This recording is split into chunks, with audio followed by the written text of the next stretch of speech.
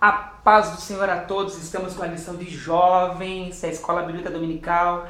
Muito obrigado por tudo que vocês têm feito, por nós curtir o canal Juninho Espírito Santo Dependente de Cristo. Lembrando que nós temos a lição de juvenis também, tá o link ali. E detalhe, a lição também de jovens é essa, e a lição de adultos com o evangelista Márcio Mainardi na descrição. Estou feliz com você, tem nos ajudado. Um pouco atrasada a nossa postagem de hoje, corre, tanta coisa que ocorreu aí, tantas tentativas de gravação, coisas que acontecem no dia a dia. Bem, a lição de jovens, ela fala assim dos seguidores de Cristo. É uma lição bênção. E nós vamos para a lição número 2, que fala que a cosmovisão cristã em um mundo de vãs ideologias.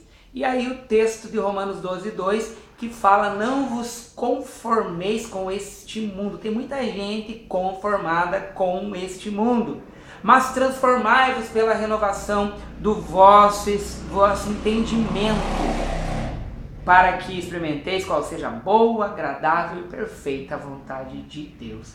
Há muita gente preso nesse mundo de vãs ideologias, pensamentos complicados que ocorrem nesse mundo, sempre deixando de lado as coisas de Deus. O ateísmo tem crescido, filosofias vãs têm acontecido, falsas filosofias, têm ocorrido grandes problemas nesse mundo, já que o mundo jaz no maligno.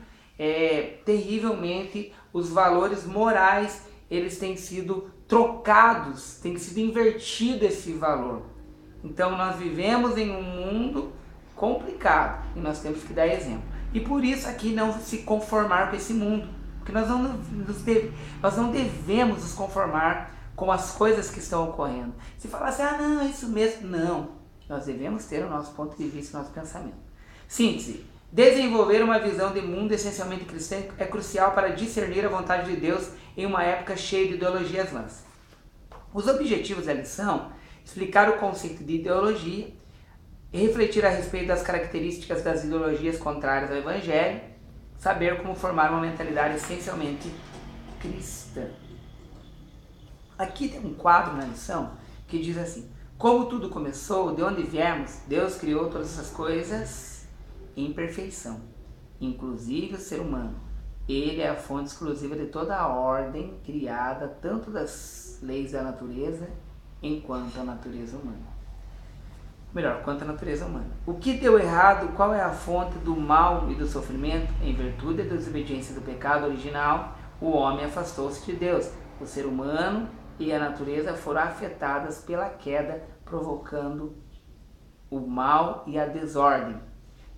O que fazer a respeito? Como consertar o mundo? Quando Deus nos redime, Ele nos liberta da culpa e do poder do pecado e restaura a nossa plena humanidade. Além do aspecto salvífico, a redenção atinge a vida humana como um todo. Sempre lembrando que a salvação é gratuita. A graça do Senhor nos alcançou. E graça é favor imerecido. Então por isso que eu deixo bem esse detalhe aqui também para você pensar um pouco a respeito. Colossenses 2 diz assim: e digo isto para que ninguém vos engane com palavras persuasivas, porque ainda que esteja ausente quanto corpo, contudo em espírito estou convosco, regozijando-me e vendo a vossa ordem e a firmeza da vossa fé em Cristo, como pois recebeste do Senhor Jesus Cristo, assim também andai nele. Paulo falando aos Colossenses para não se desviarem, para não... Olha o que ele diz aqui no versículo 8: tendo cuidado que ninguém vos faça presa sua por meio de filosofias e vãs sutilezas, segundo a tradição dos homens, segundo os rudimentos do mundo e não segundo Cristo. Então, para observarmos as filosofias, ele fala num tempo lá em Colosso, ele fala sobre essa filosofia, sobre as ideias filosóficas da época, não surgiu tanto filosofia, e para que os homens observassem as coisas que eram de Deus e que não eram. e as vãs sutilezas, porque o diabo ele é sutil, ele entra na brecha, pega brechas e arrebenta com a vida espiritual de muita gente. Introdução. Sabemos que a sociedade atual é dominada por ideologias incompatíveis com o Evangelho. Tais formas, pensamento negam a soberania de Cristo e tentam substituir os valores cristãos por concepções secularizadas do mundo. Saber, portanto, como elas funcionam e quais são os seus fundamentos é crucial para o crente não ser enredado por enganos e sutilezas. Então, tem acontecido muito isso, mas nós precisamos de discernimento espiritual. A Bíblia também, ela nos revela tudo e nós precisamos de discernimento espiritual para não cair nas sutilezas do diabo aí. Tópico 1. Um mundo movido por ideias e ideias. Ideologia no seu sentido. Diariamente as pessoas são compelidas a decidir sobre uma série de coisas ou a se pronunciar a respeito dos mais variados temas que emergem na sociedade. Facebook é o que você vai mais ver discussões a respeito de tanta coisa. Tais ações não são adotadas em completa neutralidade. Um dos aspectos que moldam a conduta é a opinião de alguém, especialmente nos temas mais complexos. É a sua ideologia. Em linhas gerais, os dicionários definem ideologia como conjunto de ideias, convicções e princípios filosóficos, sociais, políticos que caracterizam o pensamento do indivíduo ou grupo social. Então, há vários grupos na internet, no mundo, mas na internet há grupos a favor de tanta coisa e que eles têm a sua ideologia. E essa ideologia, até o ateísmo mesmo, eu tenho uma ideologia, sou ateísta, jogam isso a grupos que discutem isso, a grupos que discutem sobre o homossexualismo, há grupos que discutem sobre racismo e tanta coisa assim que tem suas ideologias. Mas aí nós precisamos observar as ideologias que são favoráveis à palavra de Deus ou que não são favoráveis. Há muita ideologia, que é o conjunto de ideias e convicções de grupos que trazem para a sociedade, por exemplo, hoje nós vemos ideologia que acabam tentando arrebentar com a família cristã. Nós sabemos que a família é formada por homem e mulher, mas há ideologias que distorcem isso daí, que para nós é a nossa base, é a Bíblia Sagrada, regra de fé. E é claro que muita gente também tem a sua Bíblia que tiraram coisas dela e fazem do jeito que querem, que são as suas ideologias, para arrebentar com a palavra de Deus. Claro que não tem poder, as portas do inferno não vão prevalecer. Mas nós, como cristãos, que vivemos segundo o tema, cosmovisão cristã em um mundo de vãs ideologias, nós precisamos abrir a nossa boca e falar naquilo que nós acreditamos. Diz aqui ainda assim, a ideologia é um elemento crucial em qualquer visão do mundo, pois fornece crenças básicas e estabelece ideias de vida de uma pessoa. Ideias não, ideais. Então tem um grupo aí que pregam contra a palavra de Deus. 2. No caso aqui é o subtópico 2. Ideias e consequências. Ideias têm consequências. É a frase que melhor explica o caráter orientador das ideologias. Seja de forma individual ou coletiva. Jesus afirmou que uma árvore é conhecida pelos seus frutos. Mateus 7, 15 e 20. Então, aí, sem discernimento espiritual mesmo. Se você olhar uma árvore e não tem frutos bons, você acaba descobrindo o quão ruim é. Então, várias pessoas pregam ideologias. E dentre as ideologias, o que eles fazem? Briga, vandalismo. Você acha que, só observando isso, sobre o vandalismo, sobre as palavras baixas, sobre o vocabulário terrível, você já vê as ideologias e já vê que não é coisa boa. Só nisso. Mas continuando aqui, assim como árvores ruins não podem dar bons frutos, ideologias maléficas portadoras de visões distorcidas acerca da humanidade e da moralidade não podem dar bom resultado. O problema é, Mateus, que nós vivemos uma sociedade corrompida e pessoas corrompidas que aceitam tudo também. Crentes também que aceitam tudo. Então, o problema é que nós temos que olhar como disse em Colossenses 2:8, sobre essas vãs filosofias e a sutileza de Satanás, desvirtuadas por meio de filosofias e vãs sutilezas, segundo a tradição dos homens. Então nós temos que observar tudo isso. No tópico 2, fala aqui, característica das ideologias contrárias ao Evangelho. Ponto, idolatram algo dentro da criação. O ponto comum de todas as ideologias contrárias ao Evangelho dá ênfase excessiva a algum aspecto da criação. Surge a idolatria. Por exemplo, um jogador de futebol famoso, tem muita gente que idolatra. E assim líderes, por exemplo, Che Guevara, se for ver a história dele, muita gente defende, mas você vê uma história não boa, ruim, mas que tinha seguidores, e tantos outros que têm seus seguidores aí que causam mal, explodem bombas em cidades e tem seus seguidores que fazem isso, matam pessoas e tem seus seguidores que fazem isso, idolatram seus líderes. Aqui diz, quando se valoriza o individualismo, a nação, nacionalismo, o dinheiro, capitalismo, a propriedade comum, socialismo, ou meio ambiente, ambientalismo, por exemplo, acima de Deus, querendo que tais elementos por si só possam proporcionar prosperidade, segurança, salvação ao homem, ainda que possa expressar desejos legítimos, a devoção demasiada fica equiparada à idolatria. Então, tudo que é demasiadamente, isso que nós temos que observar. Pega um líder demasiadamente, acaba se tornando uma idolatria. Tópico 2, subtópico 2, negam a realidade do pecado. As ideologias mundanas negam os efeitos do pecado. Ao dizer que a natureza humana é essencialmente boa, o filósofo francês Jean-Jacques Rousseau dizia que o homem nasce bom, mas a sociedade o corrompe. Tal concepção, além de defender a completa liberdade e autonomia do indivíduo, como forma de libertação das instituições da sociedade, especialmente família e igreja, leva a uma visão utópica da realidade, no qual acredita ser possível criar uma sociedade perfeita nesse mundo, bastando estabelecer as estruturas econômicas e sociais adequadas. Então esse é o pensamento do filósofo Jean-Jacques Rousseau. O homem nasce bom, mas a sociedade o corrompe. O homem, na verdade, nasce já pecador, mesmo inocente ali, já a tendência ao pecado. Nós vivemos dessa forma.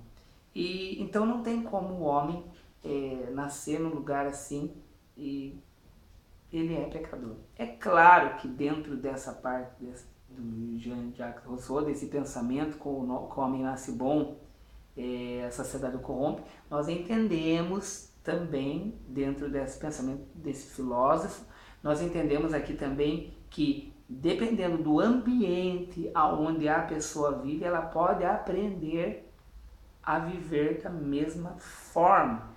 Um ambiente em que, por exemplo, do crime, das drogas, um ambiente assim. Nós acreditamos, particularmente acredito também que pode ocorrer isso. Mas sobre o homem bom, eu acredito já também que o homem não tem como, porque nasce pecador. Então esse mundo jaz no maligno. Dessa forma, desse pensamento meu aqui, que o homem ele já nasce pecador. Ele precisa de um salvador. Ele precisa de Jesus Cristo. Daí ele diz aqui, o utopismo não se coaduna com as bases cristãs, pois sabemos que os problemas deste mundo, embora possam ser remediados pela lei e pelos bons costumes, nunca serão solucionados completamente. Aqui o comentarista já entrou numa outra linha de pensamento aqui, começou com Jean-Jacques Rousseau, mas ele entra como uma linha de pensamento aqui também, que, olha o que ele diz aqui, embora possam ser remediados pela lei e pelos bons costumes, nunca serão solucionados completamente diante da falibilidade humana depois da queda. Então, é o que daí eu tinha falado aqui da queda, que não tem como, o homem precisa de Jesus Cristo, precisa de uma mudança de vida. Aqui ele fala de teólogo holandês Jacob Arminius, afirmou ser necessário uma renovação do vosso intelecto, afeitos ou vontade. Aí já entra em Romanos 12, que diz aqui, rogo-vos, pois, irmãos, pela compaixão de Deus, apresenteis o vosso corpo sacrifício. E o versículo 2 aqui, não se conformar com esse mundo, mas transformar-vos pela renovação do vosso entendimento. Eu acredito que o teólogo aqui, ele acabou citando uma frase, é necessário uma renovação do vosso intelecto, mas eu acho que pegando Romanos 12 e 2 é o que ele escreveu aqui, resumidamente é o que ele escreveu aqui, que na verdade não vos conformar com esse mundo, transformar pela renovação do vosso entendimento. Então é o que ele simplesmente citou que está lá. Subtópico 3. Descreem no mundo espiritual. A ideologia materialista não concede a existência de algo além da matéria, assim como rejeita a concepção bíblica sobre os eventos escatológicos, tais como a volta de Jesus. Fala em 1 Tessalonicenses 4, 16 e 17. O julgamento dos pecadores, a eternidade. Pense no perigo que esta ideia representa. Se não existe nada além do que podemos enxergar, a vida não tem propósito e o ser humano não deve prestar conta de seus atos a ninguém. Esse é o pensamento. É claro que as leis formadas dentro do mundo obrigam as pessoas, mesmo que elas não queiram, obrigam a seguir as leis. Mas há um perigo que o comentarista diz aqui, que não tem propósito se o ser humano não deve prestar contas dos seus atos. Eles acham que prestam contas aqui pela lei, mas nós, crentes, além da lei que nós vamos seguir, porque nós somos bom cidadão na terra, vai ser um bom cidadão no céu. Mas nós sabemos que nós vamos prestar contas a Deus. Então muitos não acreditam em Deus, mas nós acreditamos. E daí ele cita aqui, se Deus não existe, tudo é permitido.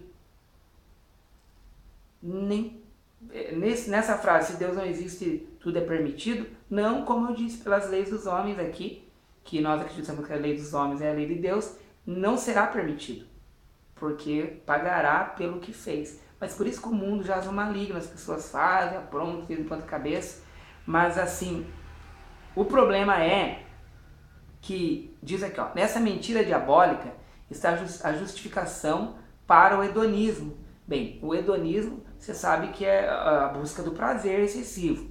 Então, nessa parte da busca do prazer excessivo, citando assim superficialmente, que a gente já estudou uma lição sobre isso passada, o hedonismo é superficial, é o corpo, tal, o prazer, isso daqui é pecado. Mas isso não, a pessoa não vai presa por causa disso daqui. Mas é pecado também. E o liberalismo moral, que é um mundo também que está já no maligno, também essas pessoas que não acreditam em Deus vão entrar mesmo nessa ideia aqui do liberalismo. Tudo pode, tudo é válido, homem com homem, mulher com mulher e assim por diante. E o antropocentrismo, né? Esse antropocentrismo, o homem, que o antropos, que é homem, que é o antropocentrismo, o homem como centro. E nós, cristãos, temos como centro nosso cristocentrismo. Jesus Cristo é o centro. Então, nessa ideia aqui que nós vivemos, o mundo jaz o maligno, volta a repetir. Daí diz aqui, destruidor da moral e dos bons costumes, contradizendo a natureza narrativa bíblica e mundana, ideologia de gênero, que aqui fala sobre dois sexos, masculino e feminino, são construções culturais e sociais, que é o que nós estamos hoje vendo, essa ideia da ideologia de gênero. E diz aqui, é uma prova do poder devastador das ideologias defendidas pelos ímpios. Paulo diz assim, vaticinou que o fim deles é a perdição, o Deus deles é o ventre, e a glória deles é para a confusão deles mesmos, que só pensam nas coisas terrenas, mas nós pensamos nas coisas que são de cima. Então, aqui, eles não acreditam no mundo espiritual, resumindo o subtópico 3 aqui, e nós vivemos essa dificuldade, esse problema. É claro que algumas coisas que eu citei aqui, que por causa da lei eles pagam e sabem que vão pagar na lei, coisas que são crimes. Agora outras coisas aqui que não são crimes, mas que são um crime contra a palavra de Deus, no qual nós acreditamos. A palavra de Deus é a nossa regra de fé, repito, e por isso, para nós, é um crime, porque crime espiritual. Tem coisas aqui que não são crimes, pela lei aqui na terra. Tópico 3, quase terminando aí. mentes renovadas para um mundo cheio de ideologias vãs, inconformados com o mundo, diante do contexto repleto de filosofias e ideologias nocivas à fé cristã, é preciso vivenciar na íntegra a recomendação paulina para não conformar, que é do grego systematizes, com este mundo. O sentido deste aconselhamento é que não amoldemos a forma do modelo. É não se conformar, é não aceitar isso. Ah, tá bom, tá, vamos lá, é isso mesmo, ideologia de gênero, tá? Não se conformar, ter um ponto, uma posição. Mesmo que você ame a pessoa que está nessa vida, você não está contra a pessoa que está nessa vida, mas contra a atitude. Elas têm que entender que é contrário à Bíblia Sagrada. Você ama elas, trata bem elas, abraça elas, conversa com elas, mas elas têm que saber a tua posição cristocêntrica. Não permita que o mundo à sua volta e as tendências do presente época definam o seu modo de viver. Mantenha sua identidade, ainda que a maioria ridicularize por suas convicções cristãs. Isso vai aumentar muito ainda, porque as pessoas têm que se desviar. Transformação permanente. O aconselhamento bíblico não se encerra no inconformismo. Além de rejeitar o costume do mundo, o salvo de Cristo deve ser transformado, que é o metamorfose. Isto é, ocorre primeiramente com a nova vida. Nova vida, mudança de vida. Você é uma pessoa transformada. Por isso, transformai-vos. Tem a força de continue sendo transformado. Então nós vamos se transformar todo dia, vigiar, orar e ser de Deus, não ser desse mundo. Subtópico 3, do tópico 3, em direção à cosmovisão cristã. A transformação a que Paulo alude se dá pela renovação da mente. Enquanto cristãos, somos conclamados a desenvolver uma mentalidade eminentemente cristã, uma visão de um mundo direcionado pelo pensamento de Deus, aplicável a todos os setores da sociedade, em uma sociedade cada vez mais secularizada, renovar a mente. Então, moldando aos valores do reino é algo crucial. O apóstolo Paulo expressou isso da seguinte forma: porque quem conheceu a mente do Senhor para que possa instruir? Mas nós temos a mente de Cristo. 1 Coríntios 2,16. Mudou, aceitou Jesus, tem a mente de Cristo.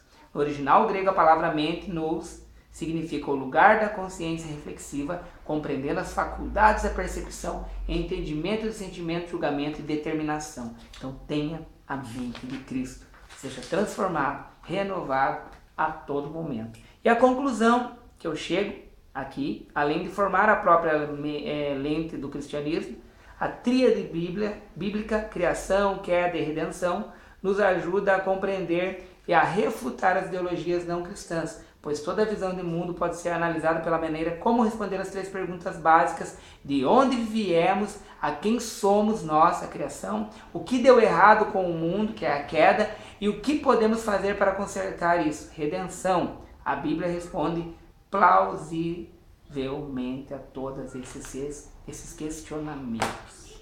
Então, que você venha seguir a Cristo, buscar a Cristo, louvar a Cristo e entregar a sua vida a Jesus Cristo.